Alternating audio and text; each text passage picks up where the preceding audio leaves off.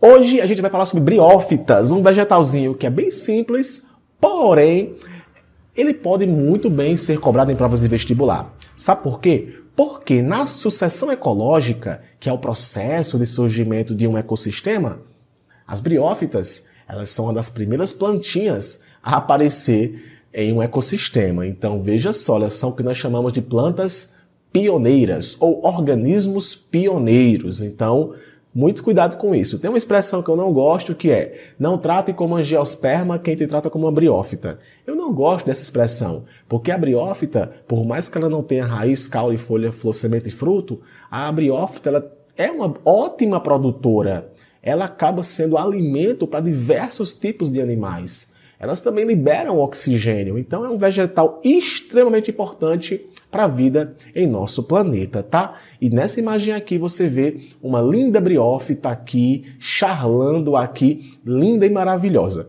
Então quais são, ou melhor, os representantes das briófitas? Eu tenho os musgos e eu tenho as hepáticas. É bem provável que você conheça mais os musgos, né? E de repente você pode encontrar numa prova de vestibular te perguntando quem é representante de briófitas. É bem provável que você vai encontrar ou musgo ou hepáticas, tá? São vegetais avasculares, o que significa que não possuem vasos condutores de seiva bruta nem de seiva elaborada. Na aula de introdução, eu mencionei para a galera justamente o que é isso. Seiva bruta é a água e sais minerais. Seiva elaborada é os produtos da fotossíntese. E os vegetais, eles precisam desse transporte e as briófitas não possuem isso. Então, como é que acontece o transporte de substâncias na briófita se ela não vai possuir vasos? O transporte acontece por difusão. Aí eu vou dizer para vocês uma perguntinha de vestibular que pode de repente cair. O porquê que as briófitas são pequenas? Justamente porque são avasculares, tá? São criptógamas, ou seja, as estruturas reprodutivas são escondidas, tá? Não são tão aparentes, e a sua fase dominante é a fase gametófita, tá? Que é uma fase que literalmente o vegetal se encontra toda a sua vida fazendo lá seus gametas. Lembrando aqui que os gametas da briófita, melhor, das plantas, gameta de planta não surge a partir de meiose. Gameta de planta surge a partir de mitose. Olha só que interessante. Os esporos é que vão surgir por meiose. Fica aí essa ressalva, mas daqui a pouco eu vou explicar para vocês isso melhor. E claro, dependem de água para poder o anterozoide acabar fecundando a osfera. Aqui você está vendo uma briófita que está na fase esporófita, tá? A fase esporófita fica acima da briófita. Essa fase aqui ela é temporária, tá? Porque a fase dominante é a fase gametófita, ok? Então, como é que a briófita faz para poder se reproduzir? Isso acontece de uma forma bem simples, tá? Vou colocar aqui para vocês o ponteiro e vamos lá. Olha só, eu tenho aqui uma briófita que na imagem está colocando uma briófita que é dioica, tá? Que os sexos são separados. Monóica é quando os sexos são juntos. Então aqui eu tenho uma planta, digamos, masculina e uma planta feminina.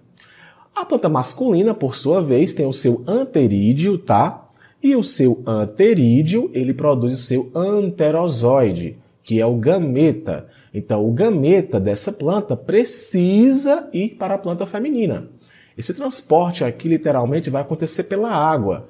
Ou os vegetais estão tão próximos uns dos outros que acaba só pelo toque, passando aí os gametas da planta masculina para a planta feminina. Então, aqui você percebe que o gameta masculino, ele vai de encontro à osfera, tá? Só que essa fecundação aqui só vai acontecer se tiver água. Os gametas, perceba que a planta ela é haploide, ela é N, tá? Então, como é que N vai estar dando origem a um gameta N? Isso acontece porque os gametas surgem por mitose, tá? Mitose, N dá origem a N, 2N dá origem a 2N. Na meiose é que 2N vai dar origem a N, ou seja, a metade.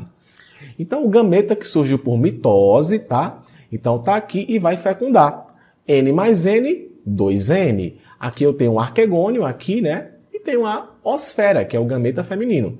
Então, o gameta masculino vai fecundar o gameta feminino e vai formar um embrião, que vai ser diploide, 2N, afinal, né, N mais N.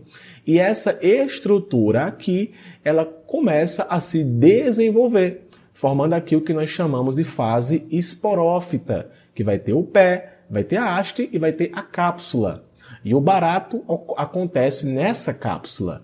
Nessa cápsula vai acontecer a produção de esporos.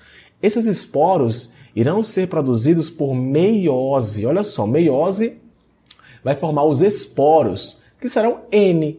Os esporos são liberados, o vento vai transportar esses esporos, que poderão cair no chão, germinar e dar origem a um novo vegetal do tipo briófita. Coisas que você tem que perceber aqui. Note que briófitas não têm semente. Note que briófitas não têm grão de pólen. O que você pode observar aqui é que briófitas possuem gametas e esporos. Isso não é uma regra não, tá? Daqui a pouco, quando a gente estiver vendo as outras aulas, que você vai ver as minhas outras aulas, você vai ver que eu não vou mais citar o nome esporo. Vou citar o nome grão de pólen. O grão de pólen foi uma aquisição evolutiva de vegetais do tipo gimnospermas e angiospermas, tá? Eu quero que você vá agora assistir a aula de pteridófitas, que provavelmente esse processo de reprodução vai ser bem simples de você também entender, tá? Então aguardo você lá na próxima aula. Um beijo, me coloco à disposição para tirar qualquer outra dúvida sua, tá? Eu sou Patrick Gomes e nos vemos na próxima aula. Tchau, tchau!